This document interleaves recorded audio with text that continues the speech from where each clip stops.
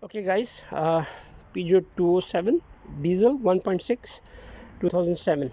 Now I have taken everything out from here. I have taken this air filter box over here.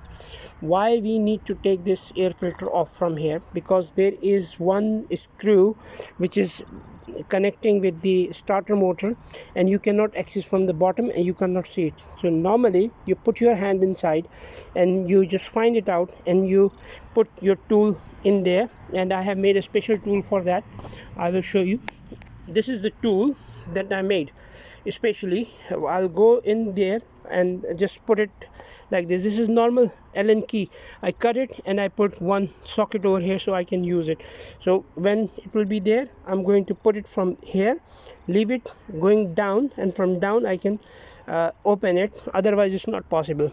There are only two bolts which are basically more troublesome. Otherwise 90% job is already done.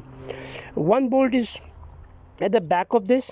You cannot remove it. That's going to be the last bolt that we are going to remove, because because that is stuck with another body from where you cannot access. I will show you that part as well. So these two are the important ones. The rest everything is very easy.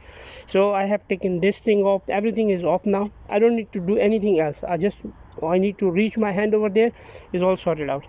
I have taken these things out, my wheels out. Now I'm going to open the wheel nuts, and after wheel nuts I'm going to take the oil out. After the oil out, I will take the drive shaft out. Before drive shaft I have to take the ball joint off. That's all what we need to do at this moment.